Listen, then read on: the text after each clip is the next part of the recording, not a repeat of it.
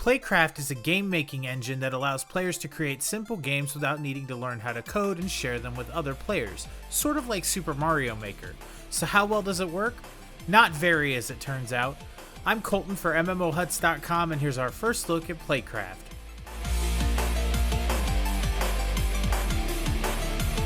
As I mentioned, PlayCraft boasts that its players can create games for others to play without having to learn how to code using simple object placement and interaction.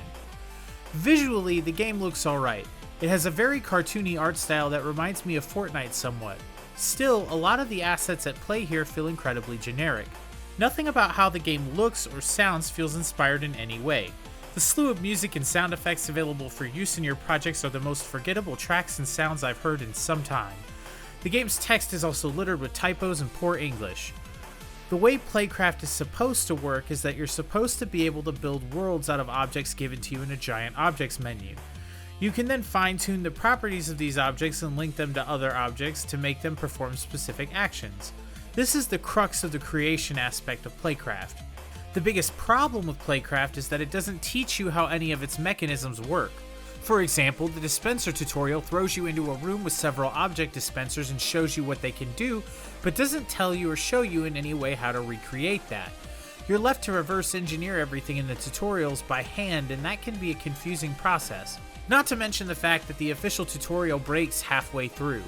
Once you complete the first island, where you learn how to save and submit worlds you're working on, you're brought to a large portal that leads to the next area. Proceeding through this portal drops you into an infinite freefall because you spawn under the actual terrain. The only way out of this is to enter build mode and double tap jump to enter fly mode to get back above ground. Entering play mode again and trying to proceed with the tutorial is borderline useless though, because as mentioned before, none of the tutorials teach you how the game works. They're largely incomplete tech demos at best. That's not to say everything about PlayCraft is bad. It's a great idea on paper, and some people have managed to spin that idea into some cool projects. For example, one guy made a faithful recreation of DE_Dust2 from Counter-Strike, complete with a team selector and everything. Another user made an almost completely functional bowling alley. It's no Wii Sports bowling, but given the tools used to create it, it's damned impressive. That doesn't mean there aren't a fair share of duds. Even the games that do work, within a certain definition of the word work, feel off. The cheapness of the engine and its assets seeps into every work created with it, bringing them all down a notch or two in quality. It leaves even bright ideas feeling cheap and flimsy, especially once other players are supposed to be involved. This leads me to the other big problem that PlayCraft has. For a game based around sharing your ideas and creations with others, it has a minuscule player base. At time of writing, 107 players is peak traffic for the game on any given day according to Steam charts. Whether this is due to lack of exposure or the poorly explained tools, we may never know. Again, I want to stress that I think PlayCraft on paper is a great idea.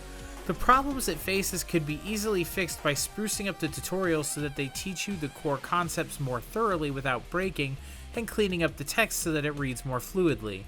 Just those two relatively minor adjustments could turn a confusing mess of a game building engine into something unique and special. As for monetization, the game features a Pro Pack DLC for $19.99 that unlocks extra fly speed and terrain settings, increases your chance of getting a gold chest on level up by 100%, and adds several new effects and objects to the game. Given the quality of the base game, I find it laughable at best and insulting at worst that they would even consider offering any paid content, much less a $20 resource pack. Unfortunately, I can't recommend PlayCraft at all. Honestly, if you're that into game design and want to learn how to make your own games, you're better off learning how to code and using more focused resources, even if it's starting with something as simple as Game Maker Studio, which actually helps you learn how to write code. Well, that's all for today. Let us know what you think down in the comments below. Make sure you subscribe and keep it locked on MMOHuts.com for all the latest gaming news and reviews.